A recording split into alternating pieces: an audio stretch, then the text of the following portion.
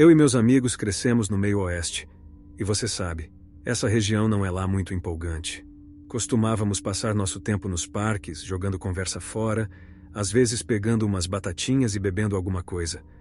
No começo desse ano, uma piscina ali perto fechou por algum motivo e ficou abandonada. Apenas um prédio vazio com um enorme buraco onde antes tinha água. Depois de alguns meses sem uso, tivemos uma ideia. Por que não adotar aquele lugar como o nosso novo point? Numa sexta-feira à noite, tarde da noite mesmo, nos aventuramos até lá.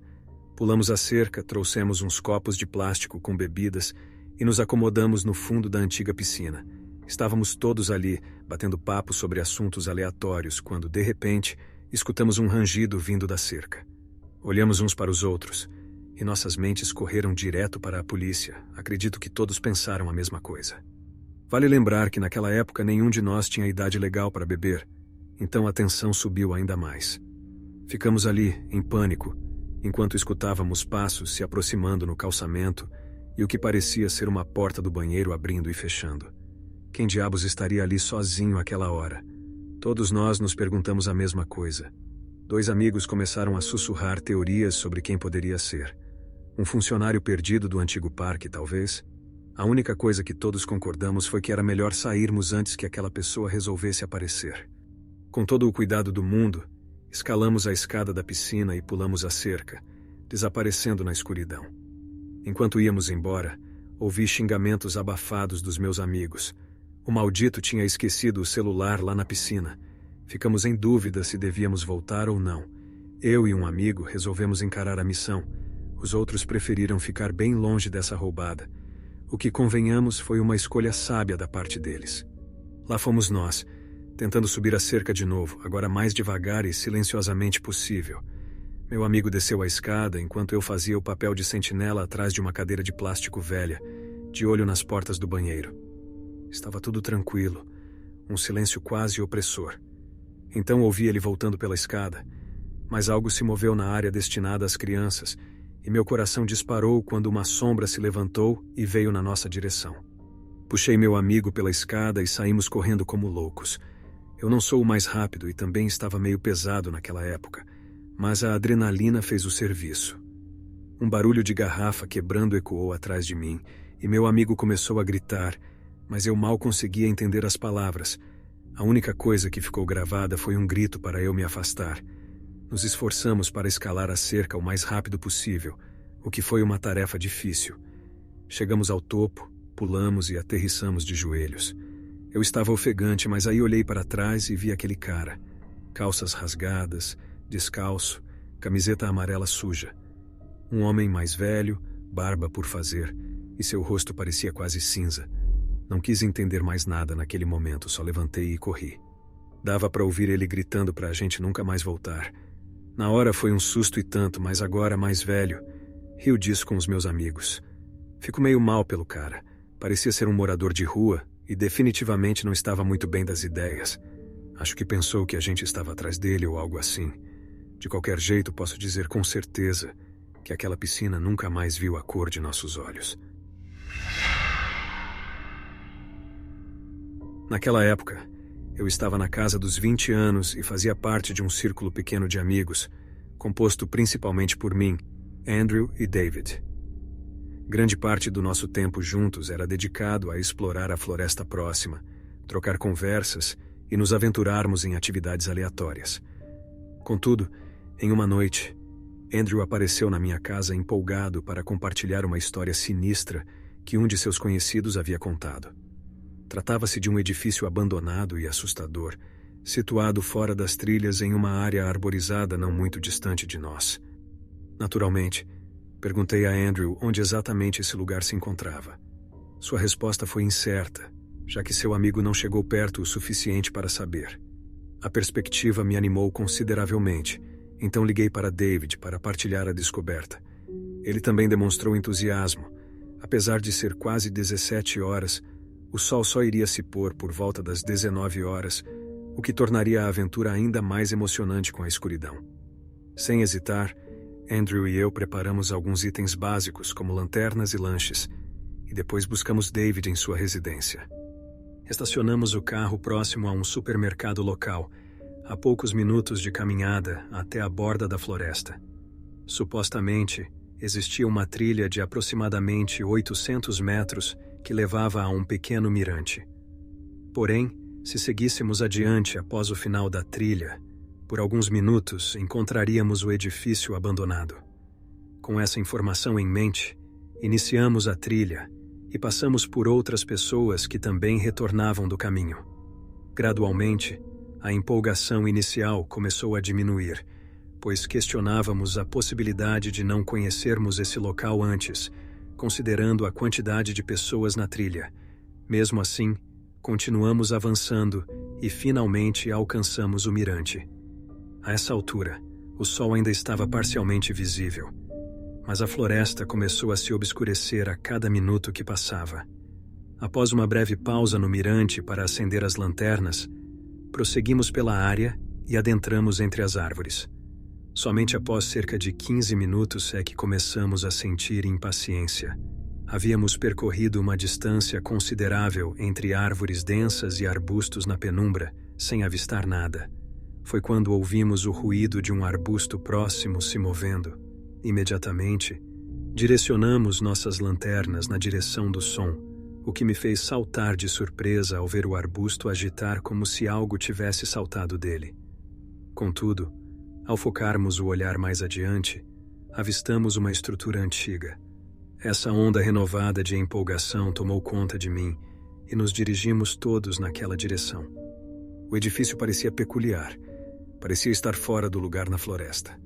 Assemelhava-se a uma pequena estrutura de trabalho, possivelmente um antigo posto de marcenaria ou algo do tipo.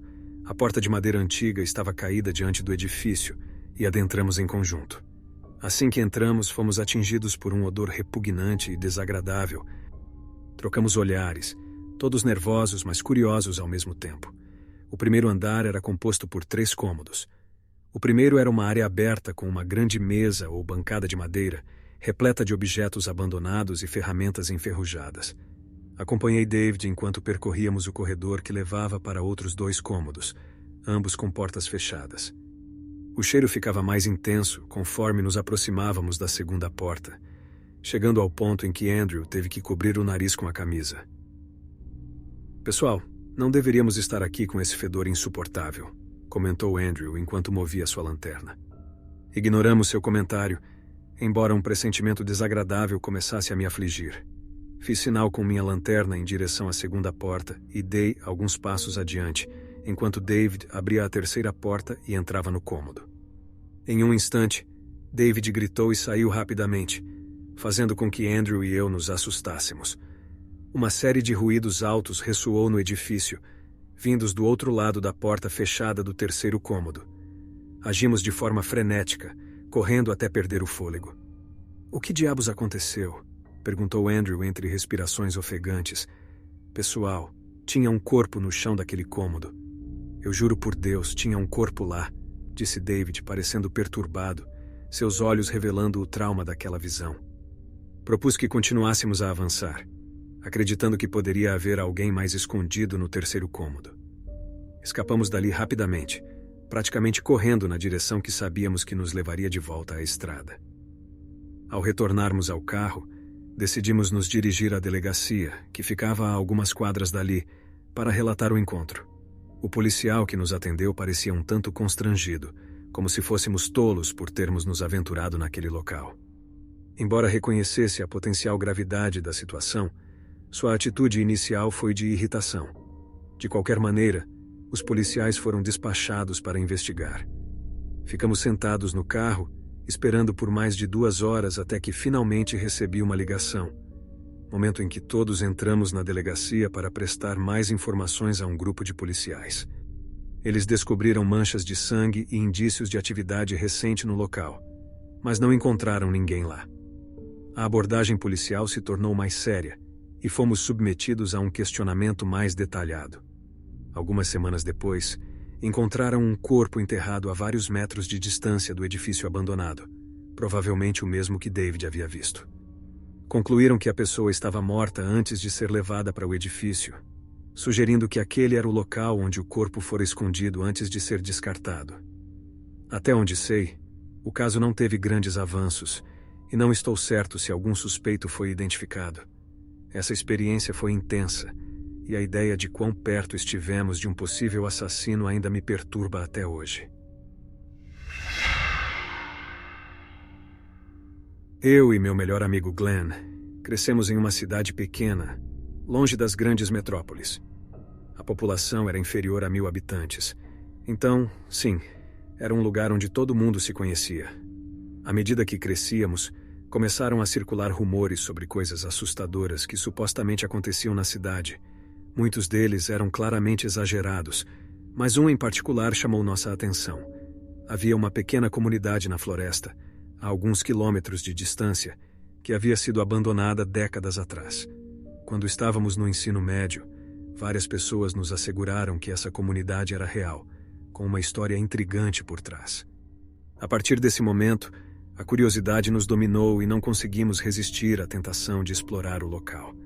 Tentamos planejar a expedição com cuidado, mas no final, apenas jogamos algumas garrafas de água e lanternas em uma mochila e partimos em direção à floresta. Conseguimos algumas informações básicas sobre uma trilha que supostamente nos levaria até lá e começamos a seguir essa trilha por cerca de 3 quilômetros.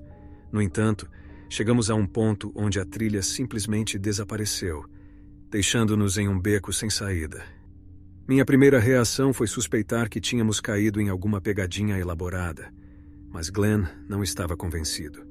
Ele me persuadiu a seguir adiante por mais 900 metros pela floresta, sem trilha ou direção clara. Nesse ponto, já estávamos fora por mais tempo do que havíamos planejado, e o sol começava a se pôr. Comecei a ficar nervoso por estar na floresta sem luz do dia ou um caminho claro a seguir. Porém, antes de desistirmos, Glenn avistou uma forma distante, algo que parecia ter sido construído pelo homem. À medida que nos aproximávamos, percebemos que era uma cabana em ruínas. O telhado desabou e havia sinais de que pessoas haviam estado ali recentemente. Caminhando para o outro lado da cabana, chegamos a um grande campo onde todas as árvores tinham sido derrubadas. No campo, vimos 6 cabanas de diferentes tamanhos, além de algumas outras estruturas que não conseguimos identificar.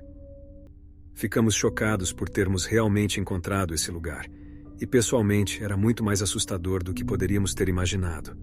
As casas estavam todas desmoronando de alguma forma. Decidimos entrar em uma das cabanas mais próximas.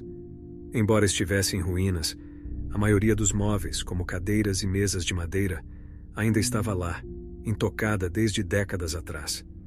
O pôr do sol lançava sombras longas e estranhas sobre tudo, intensificando a sensação de que estávamos em um lugar esquecido pelo tempo. Eu entrei no que parecia ser o quarto principal, mas enquanto olhava em volta, comecei a ouvir passos do lado de fora da cabana. Virei-me para olhar o Glenn, mas ele tinha desaparecido silenciosamente.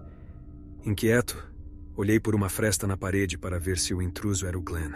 Mas quando os passos se aproximaram, avistei um homem mais velho, provavelmente na casa dos 50 anos, parcialmente vestido e com roupas rasgadas e sujas.